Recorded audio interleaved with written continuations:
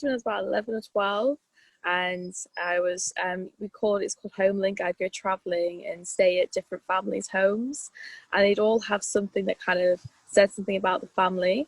And I saw like didgeridoos when I went to Australia, guitars or vinyl collections, and I was like, oh, I want to have something about me, that really kind of says, because each place, it was clear who lived there, type of person. So I just suddenly was like, I want a guitar. Parents thought, oh, it'll be a phase. So they just got a guitar that if I didn't play, it looked good on the wall. Yeah. And literally, and so basically they gave me a guitar book first, and I read it like continuously, like reread. So like, okay, she can get a guitar, she's serious. So I did, and I just started creating songs with it, and I fell in love with writing music, and I just used the guitar as a way of utilizing that to make a song. And then I was like, well, someone's got to sing it, so I'll sing it. And then I kind of played for some friends, and they were like, oh, you can sing. And I was like, really? So yeah, and I can't remember which order this, one or two, but around that time, then I did the talent show at school. And just then from there, it just went forward. And even in music classes, it was kind of like, oh, you can sing. And because really I only did it because I wanted to perform my lyrics. So I just kind of fell into that, and I loved singing. I still do, but I just, so much passion. So I just went on to do that. I started working really hard to kind of learn from people that are already in the industry, and then supporting artists. So I started off doing a lot of that. And then I just had lots of momentum, because since I was young, I think I had 1 or 2 years where I dipped out a little bit and focused on other things.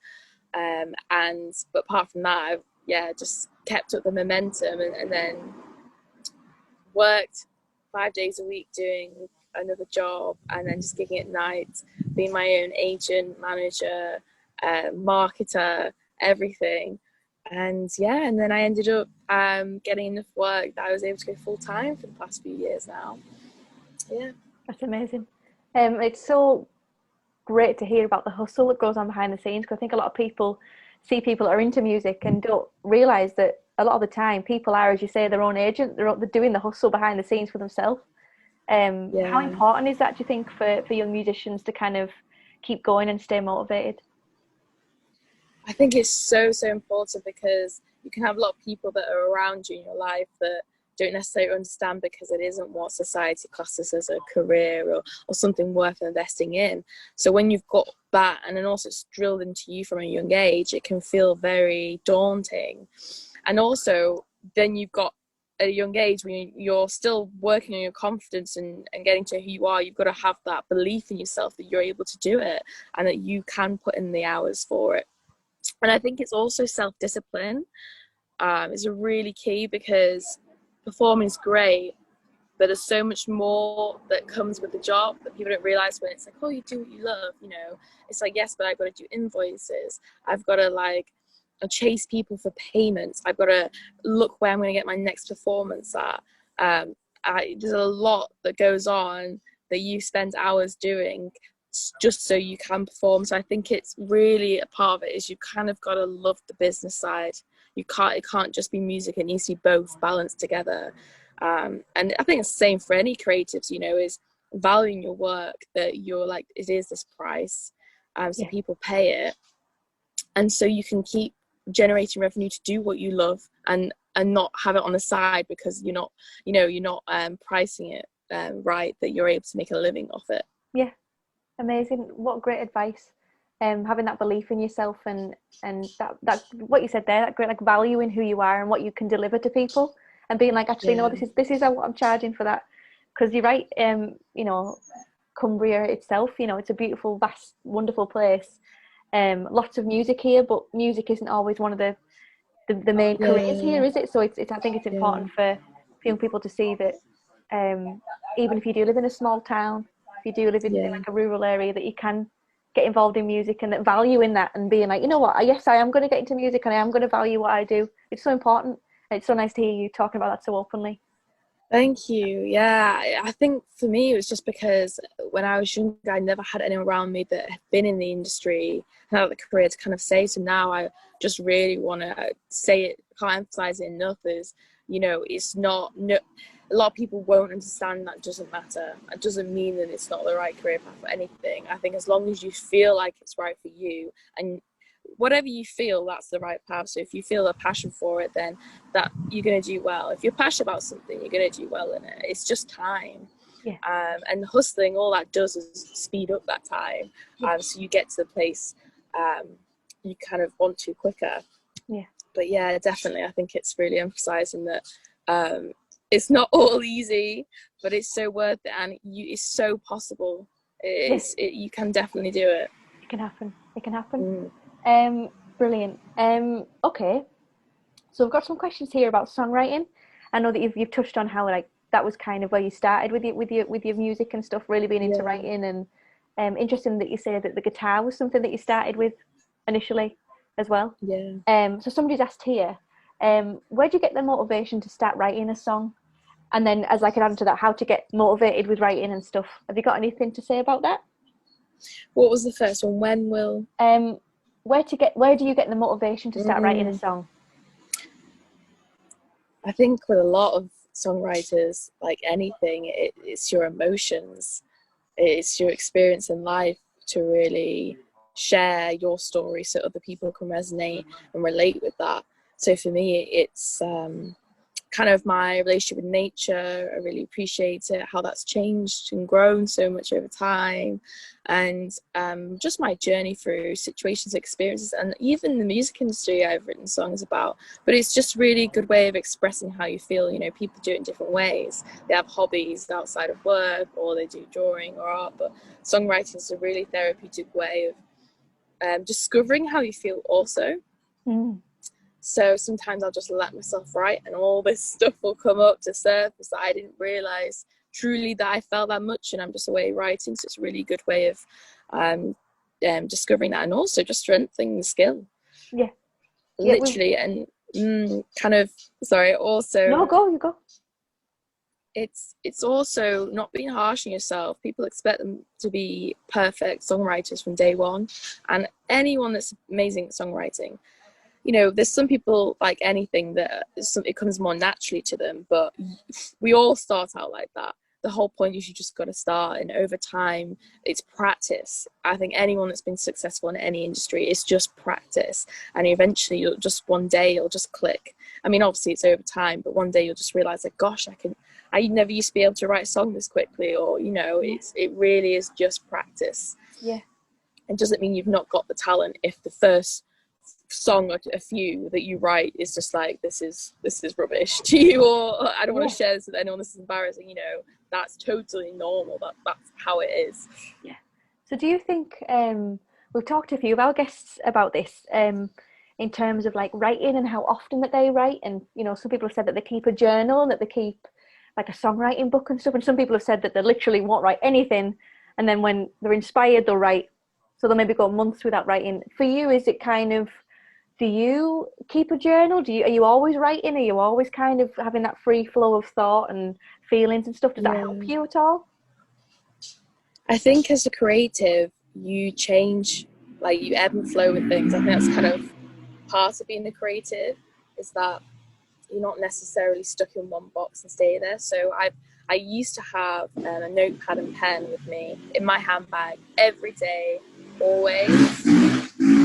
And I literally, he's agreeing. He's like, yeah, that's very good. Yeah, literally, and it was great. And I'd write even sometimes sentences, or I'd write full songs with me. And although that was great, then I went through a phase of it was too much, as in I just was thinking about it all the time and wasn't actually able to be present in the moment and that experience, which you need, because then I can go away and write about it, because I'm living and experiencing instead of thinking, oh, what can I write a song about? So I think it's just phases with how you are at that time. So now I don't, because I don't feel inspiration necessarily every day, or I don't feel the motivational passion, emotion to be like, I want to write a song about this. So what I normally do is just a lot of meditation really helps me, stuff like that, to really think and really think about what I want to write about. And then when I feel it, I'll get a pen and paper and write it down. So I always have books where I can see my room, so it just reminds me of like, oh, do you want to write a song today? Are you feeling? But I don't have it in my bag, so I'm able to be present with whatever else I'm doing in the day. Yeah. And I think that's also, you also touched on there, that kind of well-being side of being a creative and kind of putting yourself first, because you've touched on like meditation there as well. And I think that is like a really important part of kind of gathering your thoughts and kind of, as you say, becoming present, I guess. Is that something that you've done for a long time? It is, and the spaces where I do it so much more, and not, but I also do yoga, so that is kind of like a form of meditation. I think for everyone, they have a different outlet, so it doesn't have to necessarily be that. It could be walking and just being present and listening as you're walking, not necessarily having to think so much, just actually being like, oh, there's a tree as I'm walking, like just breathing in and out, and just, it's just calming the mind down, because these days we're just going so fast that we're always on to the next thing, and we're thinking just for thinking's sake. So it's just finding your way of calming that down, you know. Walking, journaling does that, yoga, meditation. But it's really helped me with music. It really, really has, because it just, again, I think being a creative and in the music industry, you've really got to look after your well-being, your mental health, because it is a hustle, and there's a lot of external opinions and people poking at you to be a certain way, and it's really good to, it's just, there's a lot of self-love needed to be successful in the journey. So I think, you know, your health, well-being, meditation's kind of part of really supporting that for me. Amazing. What great advice. Anyone listening that's like kind of thinking about getting into that kind of thing, as Ava said, just give it a go. And it takes practice probably to you know, feel comfortable meditating or writing something down. What great advice. Thank you, Ava, for sharing that. Right, let's have a look on here. Someone has asked, who are your biggest inspirations? Ooh. For me, when I've been asked, it's not particularly an artist. It's more my inspiration I get from my experiences, which can be friends in my life, the company I keep, I get a lot of inspiration from, and also my surroundings, my environment. So yes, that includes people that are in my life, and that maybe I'll meet, you know, traveling, that I just have a, you know, a one experience or one moment, or it could be people that are friends that I've had for years in my life that I still find, you know, are inspiring on a day-to-day basis. But I think also it's my environment is in nature. I really do feel inspired by nature, because it always just reminds me, it's just, I'm always fascinated and curious about it, and I always try and use that curiosity to help me write. So I see through the lens of curiosity with nature, of how it works and how amazing it has all its ecosystems and how it looks a certain way, and the symmetrics and in nature. And then I also am inspired by people and how they think and their perspectives. So I always just use a lens of curiosity with anything that I apply myself to, and I find that really, really helps. Wow, what an interesting take. I love that kind of that phrase that you use, that lens of curiosity. That is such a great way to like frame starting to write a song, or starting to trying to be inspired by something, like through a lens of curiosity. That is so interesting. Wow. I'm going to try that when I next write a song. Wow. Yeah, let me know how it goes. Yeah, no, I will. That's really cool. Because I think sometimes as well, it's so refreshing to hear you say it, Ava, because it sounds like, I know from my own experience, I can really overcomplicate writing a song. I can get so muddled down and think it's got to be this and it's got to be about that, and but it's got to sound right. Whereas you're just saying, get out in nature, look at it, embrace it, be present in it, enjoy it. And then it just sounds like it just comes to you, and you just think, oh wow, there's so much here to be inspired by. Why don't people go outside and look around them more, to like all around us? Yeah, definitely. And I think part of it is just we're just thinking so much that we're not actually taking in, and it's kind of you letting go of that resistance. So it's like you want so much to be inspired and write something good that by doing that you're blocking. Whereas when you let go and you're like, I'm going to do some self-love. I'm going to make a nice drink for myself. I'm going to get comfy on the floor. I'm going to sit at my favorite spot, my favorite snack, you know, something like that, for example. Then you just find yourself being present and it just flows to you.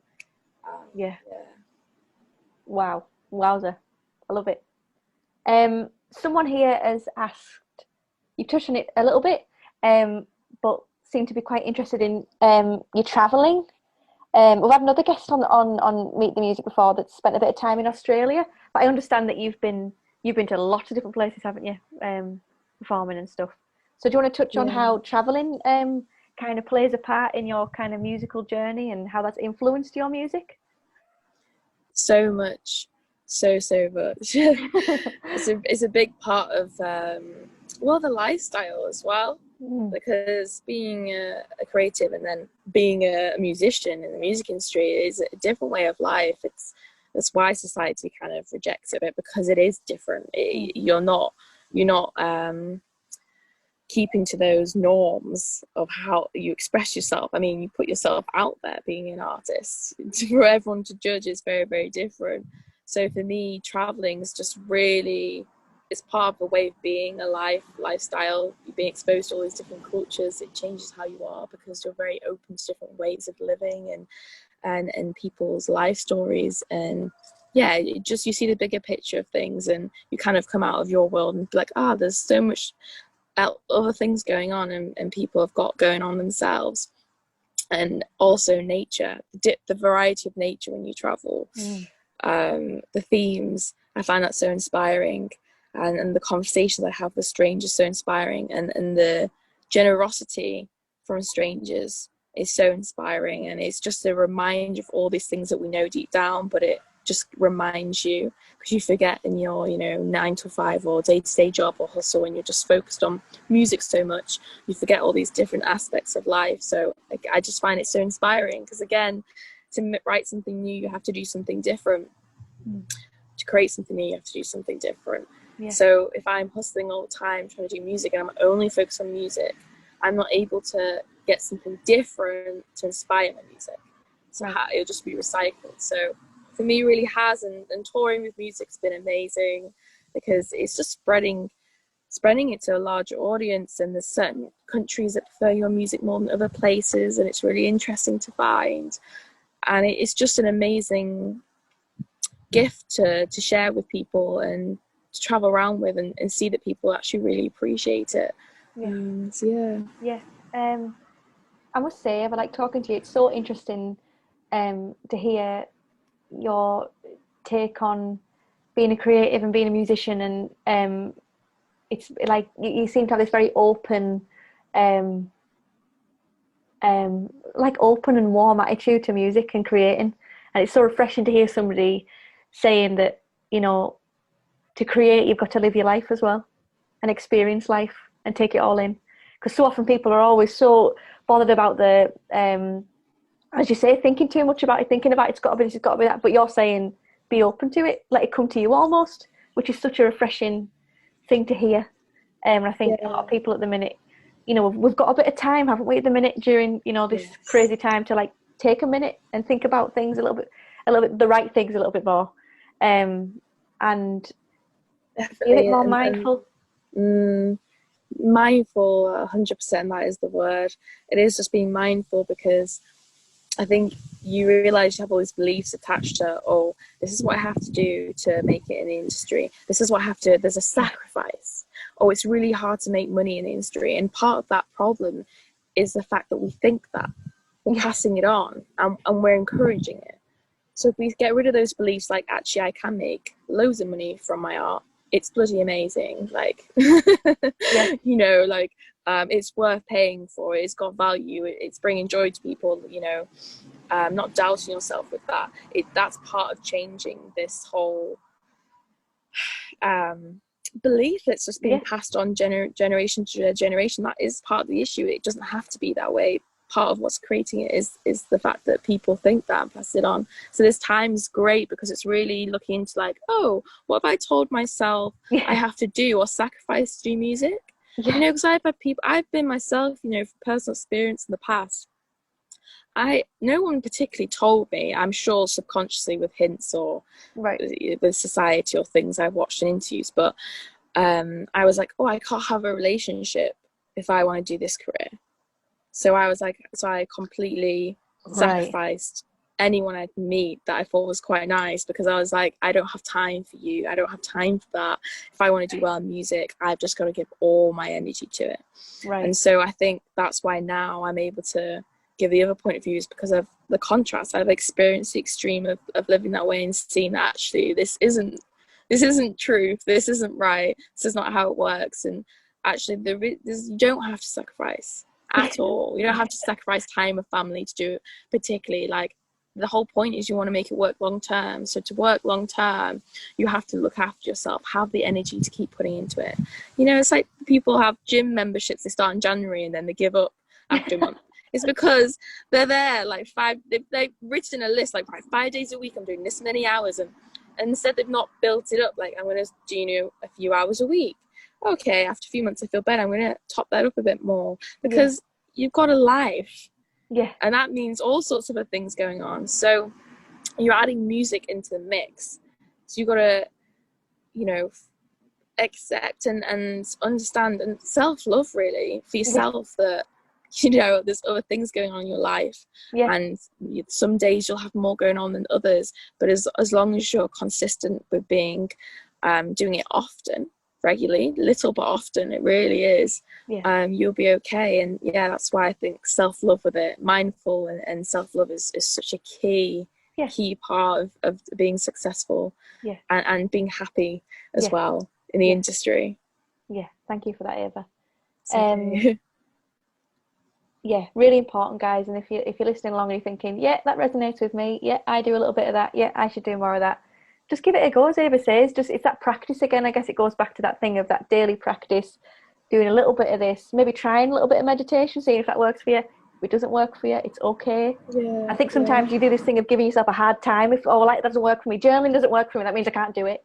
It's like, no, just try other things. It's having that kind of relaxed and open approach. And different days, because this is the whole thing, we're a different person each day. Whatever mood you're in, you could be not in a great mood, or you just might not be inspired that day and it doesn't come to you. So it's just revisiting it and being like, okay, I'm going to try out writing a song, I'm going to try out playing an instrument, I'm going to try out singing. It's just I'm going to try out painting, see if that inspires me. Or it's just really the main part of it, especially at start, which is exciting because you haven't set in stone what you're doing. It's experiment. Just have fun with experimenting and just see what you find.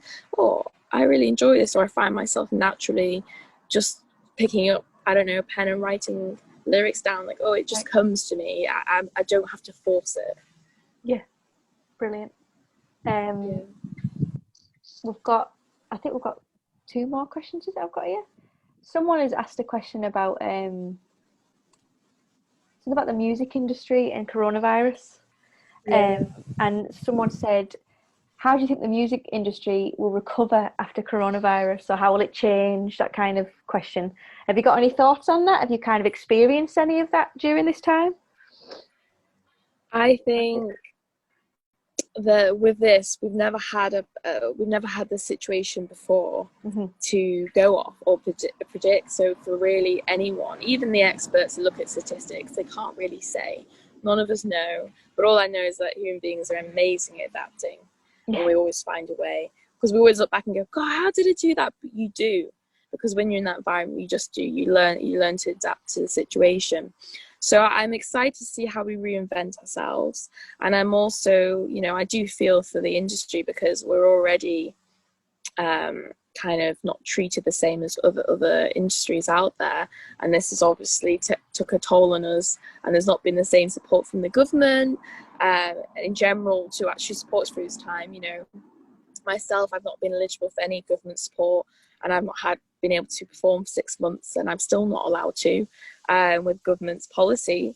I've still no date of when I can go back to performing, but obviously at some point that will happen. And if we do go into lockdown again, there will be ways that they'll find of still being able to perform in a safe environment that's okay for people. So I think, again, I have been on so many Zoom meetings about this, and we're people that are in all parts of music, different aspects of it, you know, engineering, producing, managing, agents. And all we're saying is, right now we don't know, the government doesn't know, but we're amazing at adapting.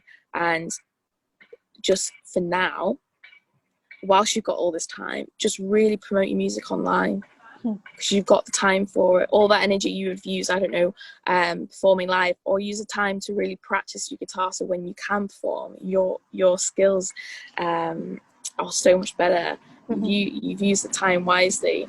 But that's what I've been doing, really, and I've loved it. So yeah, that's how I've adapted, is just doing as much as I can online till I can do in person. So you can do it again, yeah, and that day will come. Whenever it comes, it will be here. Yes, I look forward to it. Yeah, definitely. Right, well, we're coming to the end now, Ava, so thank you so much for taking time out of your day in the sun as well to come and talk to us today. I'm sure everyone watching will get a lot out of this conversation and leave a little bit more inspired than maybe they were before.